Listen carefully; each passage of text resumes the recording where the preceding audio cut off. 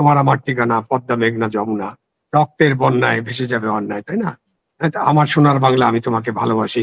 তো স্লোগান গুলো দেখেন। আবার যদি আমি শ্রমজীবী মানুষের কথা বলি, দুনিয়ার মজদুর এক হোক, হ্যাঁ, লড়াই হুম। করে স্বাধীনতা আনবো, পাশের লাঠি তৈরি করো, বাংলাদেশ স্বাধীন করো। আপনি প্রত্যেকটা স্লোগান নিয়ে আপনি গভীর আলোচনা করতে পারেন। এক একটা স্লোগান এক এক রকম ছিল, এক এক ভাবে মানুষকে অনুপ্রাণিত করেছে। আর সেখানে আমরা এখন যখন স্লোগান গুলো দেখি, আপনি যেটা বললেন, ফজলুর রহমান সাহেবের বাসার সামনে যারা বসেছিল, কয়েকজন ছিল মাত্র, তাদের মধ্যে একজন নারীও ছিলেন, একজন আমাদের মেয়ের বয়সী হতে পারে। তিনি স্লোগান দিচ্ছিলেন এবং তার সামনে যে পোস্টারটা লেখা ছিল খুবই অশ্লীল, অশ্রাব্য, এবং এটা উচ্চারণও করা একটা দেশ চাই না। আমরা চাই যে বাংলাদেশ একটা উদার, গণতান্ত্রিক, মানবিক বাংলাদেশ হোক, এবং সেটার জন্যই কিন্তু মানুষ রক্ত দিয়েছে। সেটা ৭১-এ রক্ত দিয়েছে, ৯০-তে দিয়েছে, ২৪-এও দিয়েছে, এবং রক্ত দিয়েই যাচ্ছে মানুষ। কিন্তু এই মানুষের রক্তর সাথে আমরা তো ন্যায় আচরণ করতে পারছি না। আমরা যে আচরণ করছি সেটা তাদের সাথে বিশ্বাসঘাতকতার পর্যায়ে পড়ে। জি। এবারে যে টার্গেট করে করা হচ্ছে না এরকমটা বলার সুযোগ কম, কারণ ধরেন যে যাদের কথা আপনি বললেন, নবীন ফারহান, লতিফ সিদ্দিকী অথবা ফজলুর রহমান সাহেব, এরা কিন্তু একটা নির্বাচনী এলাকার মানুষ এবং তারা খুব পপুলার। জানা যায় তারা পপুলার এবং তারা নির্বাচনে ভালো ফলাফল করবেন।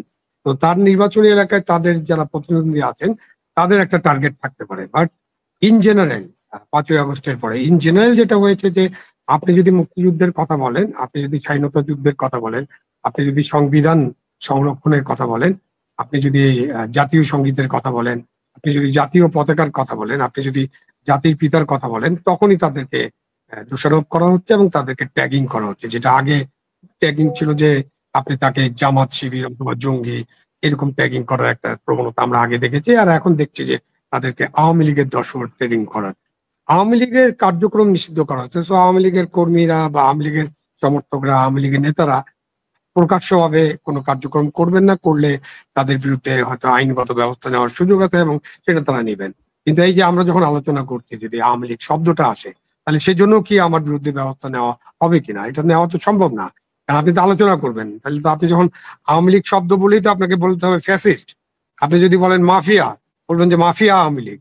হ্যাঁ, তারপরে আপনি অন্য ক্রন্দন লীগ বা এই আফসোস লীগ, তো এইসব বলে তো আপনি মূলত আওয়ামী লীগের কথাই বলছেন। সুতরাং কথা বলতে তো আপনি কাউকে বিরত রাখতে পারবেন না, পক্ষে অথবা বিপক্ষে, নেতিবাচক অথবা ইতিবাচক। আর আপনি যেগুলো বললেন যে যেসব স্লোগান আমরা এখন শুনি, যেসব অশ্রাব্য, অশ্লীল এবং মানে ভাষায় প্রকাশ করা যায় না বা আমরা মুখে উচ্চারণ করতে পারি না, এসব স্লোগান দেওয়া হচ্ছে এবং কেন দেওয়া হচ্ছে, কিভাবে একটা জেনারেশনকে আমরা অশ্লীল স্লোগানের দিকে নিয়ে যাচ্ছি, সেটা একটা গবেষণার বিষয়। আমার মনে হয় আমাদের যারা শিক্ষক আছেন, যারা গবেষণা করবেন, তারা ভবিষ্যতে এটা গবেষণা করে দেখবেন যে কিভাবে একটা জেনারেশনকে নিয়ে যাওয়া হলো যে অশ্লীলতার দিকে।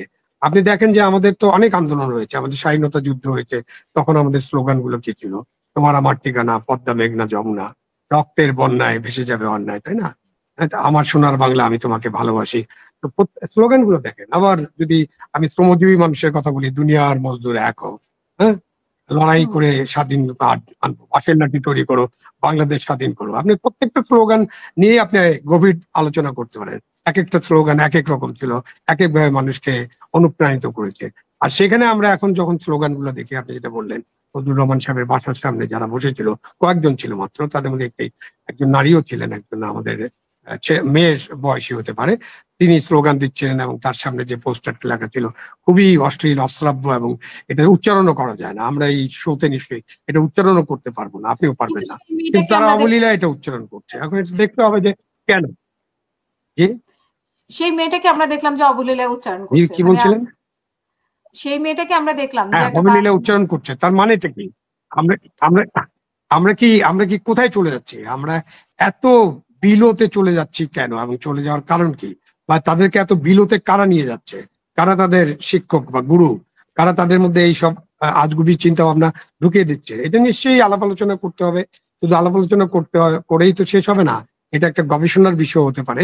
বাট সরকারের দায়িত্ব হলো যে এই ধরনের অশ্লীল রাজনৈতিক কর্মসূচি বা এই রাজনৈতিক স্লোগান থেকে এদেরকে বের করে আনা। এবং সরকার নিশ্চয়ই বলতে পারবে, সরকার এবং রাজনৈতিক দলগুলো, তারা যেসব রাজনৈতিক দলের কর্মী হিসাবে দাবি করেন, এরা জুলাই যোদ্ধা নাম দেয় আর যে নাম দেয়, তারা কোনো না কোনো রাজনৈতিক দলের সাথে যুক্ত আছেন, কর্মী তারা।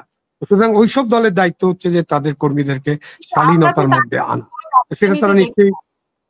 তাদের ব্যাপারে তো আমরা কোনো এই যে ফজলুর রহমানের ব্যাপারে মানে ফজলুর রহমানের বাসার সামনে যারা ইয়ে করেছেন বা আজকেও যারা হেনস্থা করেছেন, তো তাদের ব্যাপারে কিন্তু আমরা কোনো ব্যবস্থা নিতে দেখি না বা তাদের ব্যাপারে কোনো মাথা ঘামানি আমরা দেখি না। কিন্তু রুমিন ফারহানা কি বললো, ফজলুর রহমান কি বললেন, সেটা নিয়ে কিন্তু আমরা দেখি তোড়জোড় শুরু হয়ে যায়। কিন্তু এই যে অসভ্য ব্যবহার, এগুলো নিয়ে কিন্তু আমরা তোড়জোড় হতে দেখছি না। সরকারের পক্ষ থেকেও কোনো বক্তব্য আসে না বা এদের ব্যাপারে আইনগত কোনো ব্যবস্থা নেওয়া হয় না।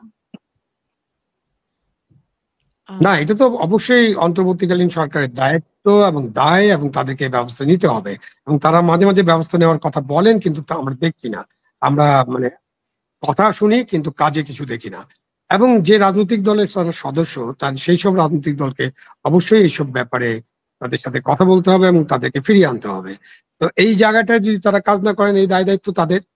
এবং এই যে আমরা সবকিছু যদি বিশৃঙ্খলার মধ্যে ঠেলে দেই, সামাজিক বিশৃঙ্খলা যদি সৃষ্টি হয়ে যায় দেশে, তাহলে তো আমাদের কারোই নিরাপত্তা, কারোই সুরক্ষা, কারোই কথা বলার স্বাধীনতা বা অন্য যাই কিছু, আপনার রাস্তায় বেরোনোর স্বাধীনতা, আপনার শিক্ষা প্রতিষ্ঠানে যাওয়ার স্বাধীনতা, কর্মের স্বাধীনতা কিছুই তো থাকবে না।